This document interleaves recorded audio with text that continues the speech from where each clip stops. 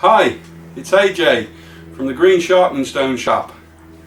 I'm here to give you a few tips on razor honing and some of the stones that I sell in my store, and a few guides and tips for those that are new to razor honing and just need a little bit of help going on some of the questions I've been getting. So everything I give you is my opinion and beliefs. It's something man's been doing since year dot, putting a sharp edge on a tool. So here we go. This is the Dragon's Tongue hone. This is the most popular hone that I make and sell. It's a natural slate hone.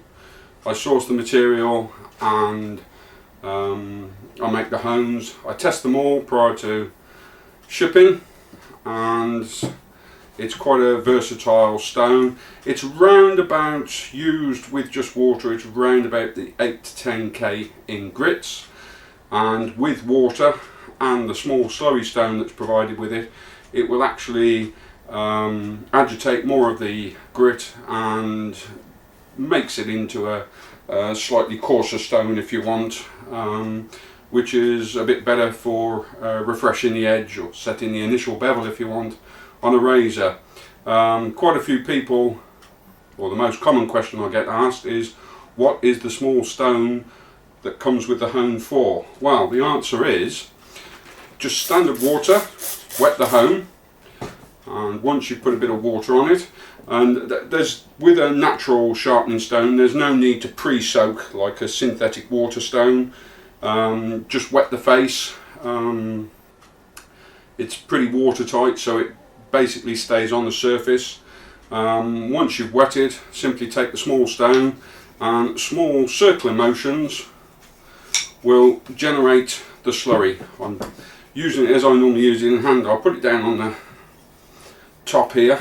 As you can see now, the slurry is being generated on the stone, and that is what's agitating the surface, and it's actually bringing up the active cutting agent, which in this particular type of stone is quartz, which is embedded in the layers of sedimentary slate. So that's your slurry, just like many well-known German stones, the Escher, exactly the same thing, just from a different part of the world, and in my opinion will give you a very similar edge. So that's the stone wetted. I've got a few simple razors here that they're just test razors, they're not shaving razors. This one I've only purchased recently, this one I'm holding now, and it's in good enough condition just for testing things out and looking at scratch patterns and what have you. This is a Taylor's Eyewitness quality razor. The splines have been removed off of this one just for the purposes of demonstrating it. There's a few simple things you need to know about a razor: tip, heel, blade edge, tang, and this is the spline or the back of the blade. And when you come to sharpen a blade, there's a few very basic rules. Different people will tell you need to do different types of laps, different types of strokes.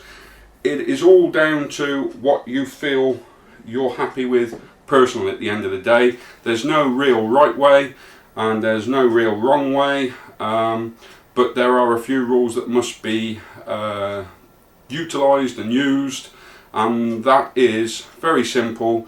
When setting the initial bevel or refreshing a bevel, the razor must always have the front bevel or the front edge flat on the hone and the back of the spline.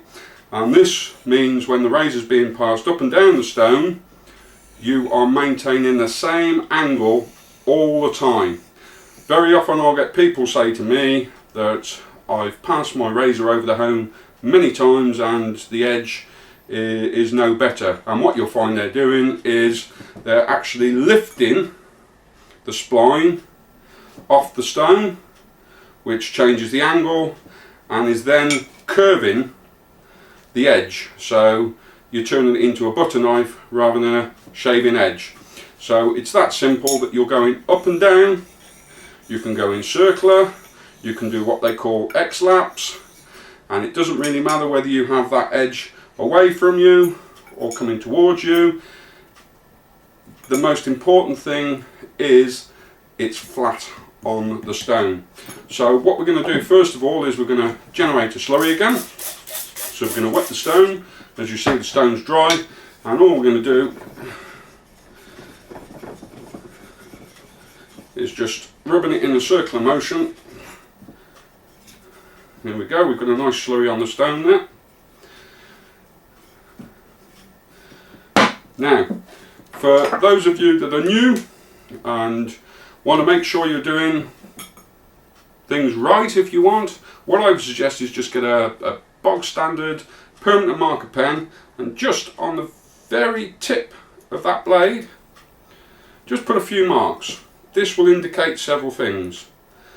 I've gone a bit up the blade on that one, but they're literally just on the edge. So now, when I pass that up and down the stone,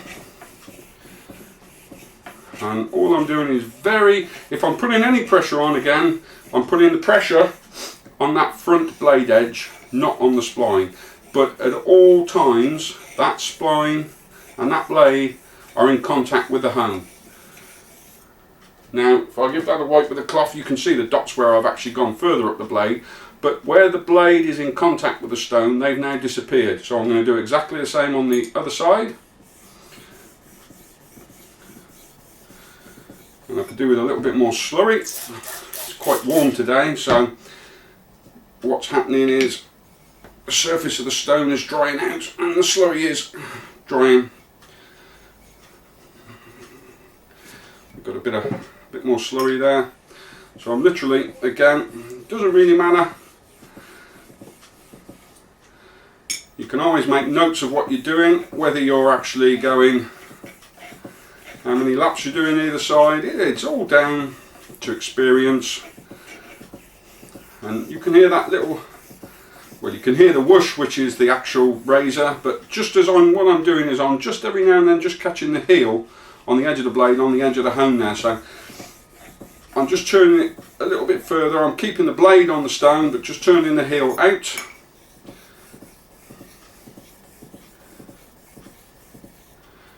So I'm quite happy now that that's a nice initial blade, or initial edge on the blade. What I'm going to do now is just simply wipe the stone over, and this time I'm going to go with just water. So this is just plain tap water. Different types of water can give different effects on the slurry, hard, soft. We're in quite a hard water area here, and it does tend to give a nice slurry. But now I'm just passing the blade again up and down the stone. Good 10 to 15 passes either side.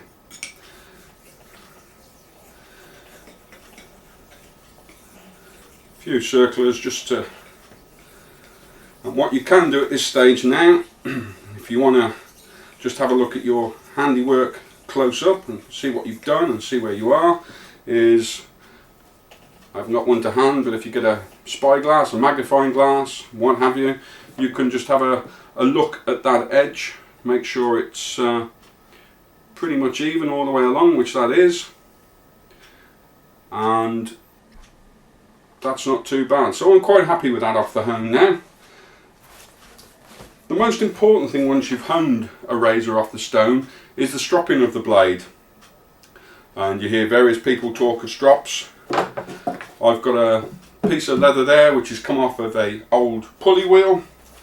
I've got a strop there which I have made for me. You can buy this one. I've not used for many time, but that's a Roma strop. And then you can get various strops that you can add pastes, potions, and what have you. Now, a lot of people will tell you they sharpen their razor on a strop. If you put a paste or a potion on it, yes, you're sharpening your razor, because that paste or potion will have some form of cutting ability to it. But just plain leather on its own, you're not sharpening the edge, you're conditioning that edge. Once you've honed that razor on the stone, there's lots of, if you wanted to look at it under a super duper microscope, there's lots of fine teeth there, and all you're doing is bringing those teeth into a condition where they're just that little bit finer and suitable for cutting the hairs.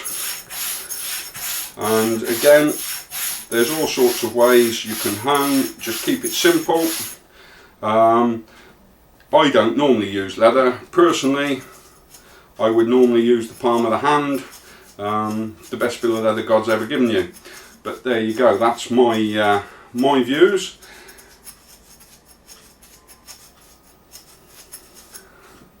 And that's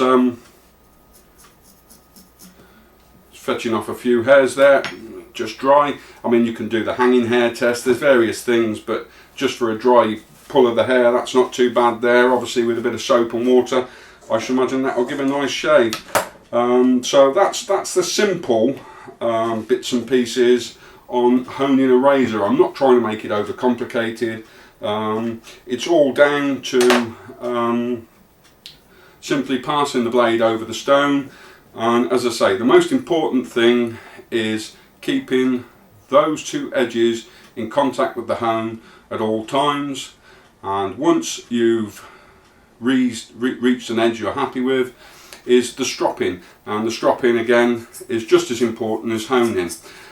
Once you've shaved or used the razor and you've washed it and swilled it, again, strop the blade, because what that's doing is cleaning and conditioning it and removing any micro dirt. And once that's, if you say, or if you're like me, fair skin, maybe 2 or 3 days between a shave, that micro dirt, if left on the edge of the blade, will actually cause the edge to deteriorate and break down. And if that happens, the razor needs refreshing prior to shaving. You'll get a slight tug. And again, if you just want to refresh an edge, just wet the hone up, no need for a slurry, and most will be 10 to 15 passes. And again, the most important thing after that is a strop to clean the edge.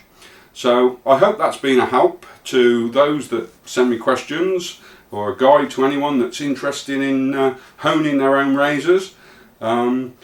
This stone is the most popular stone, as I said earlier, I think I sell. This is the Dragon's Tongue, and it can be found on my store. If you want to find my store, just simply go to Google, enter Green Sharpening Stone Shop, and I will come up at the top of the search, and that link will take you straight to my store.